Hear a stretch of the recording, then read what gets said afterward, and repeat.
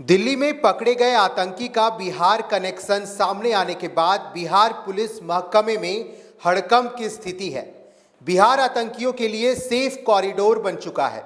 इस बात पर मुहर दिल्ली में गिरफ्तार पाकिस्तानी आतंकी अशरफ अली की गिरफ्तारी के बाद एक बार फिर से लगी है।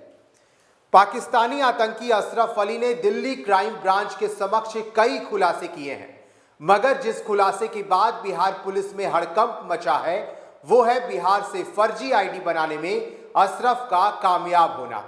इस खुलासे के बाद बिहार पुलिस मुख्यालय में बैठे आला अधिकारी मौन हैं, तो पूर्व के आला पुलिस अधिकारी और सुरक्षा एजेंसी में कार्यरत रह चुके अधिकारी बिहार पुलिस पर कई सवाल खड़े कर रहे हैं। बता दें कि आतंकवादी मोहम्मद अशरफ ने दिल्ली पुलिस के सामने यह खुलासा किया है कि वो बांग्लादेश के रास्ते होते हुए पहले सिल्लीगुड़ी और फिर बिहार के किशनगंज जिला पहुंचा, जहां वह कई महीनों तक अपनी पहचान बदल कर रहा। इस दौरान इसने यहीं से अपनी भारतीय मूल के होने के वास्ते पहले आवासीय पहचान पत्र और फिर वोटर आईडी कार्ड से लेकर आधार कार्ड बनवाने में कामयाबी हासिल की। इधर अशरफ की तरफ से किए गए इस खुलासे पर बिहार के पूर्व डीजी एसके भारद्वाज सवाल उठा रहे हैं। इनका मानना है कि पहचान पत्र बनाने का जिम्मा जिनके कंधे पर है वो महज चंद हजार रुपयों की खातिर अपने देश का सौदा कर रहे हैं, जो बेहद दुखद है। साथ ही साथ ये बिहार पुलिस को सीमावर्ती इलाकों में और अधिक चौकस रहने की सलाह भी दे रहे हैं।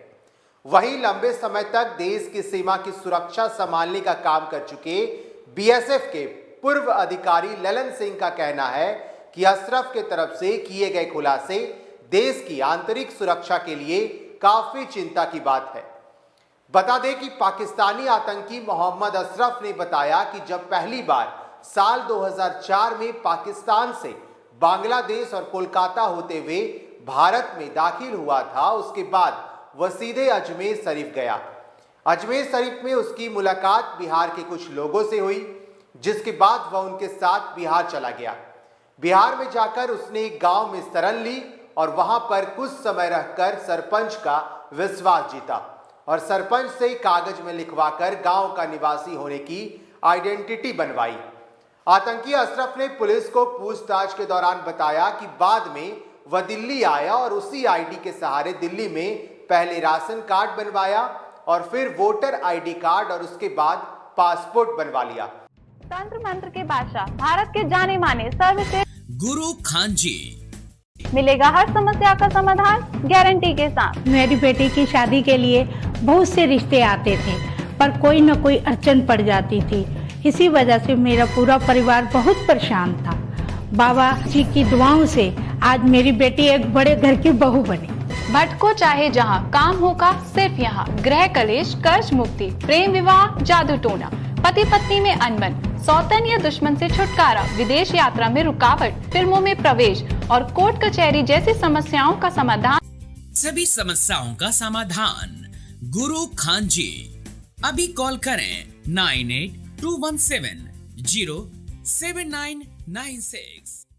इसी आइडेंटिटी की बदौलत वह देश के दूसरे राज्यों में भी गया और उसके बाद दिल्ली आकर उसने धीरे धीरे अपने सभी दस्तावेजों को बनाना शुरू कर दिया। राशन कार्ड बनाने के बाद उसने वोटर आईडी कार्ड बनाया और उसके बाद पासपोर्ट तक बना डाला।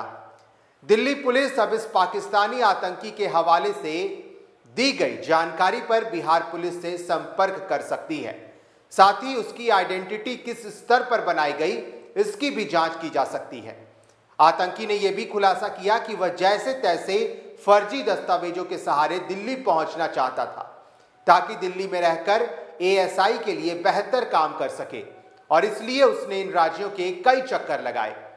आतंकी अशरफ की तरफ से किए गए खुलासे के बाद एक बार फिर से बिहार पुलिस की खुफिया विभाग पर सवाल उठ रहे हैं। सवाल यह है कि आखिर बिहार पुलिस की इंटेलिजेंस एजेंसियां बार बार फेल क्यों हो जाती हैं, समय रहते सूचना का संकलन क्यों नहीं कर पाती। सवाल कई हैं, पर पुलिस मुख्यालय की तरफ से कोई जवाब देने को तैयार नहीं।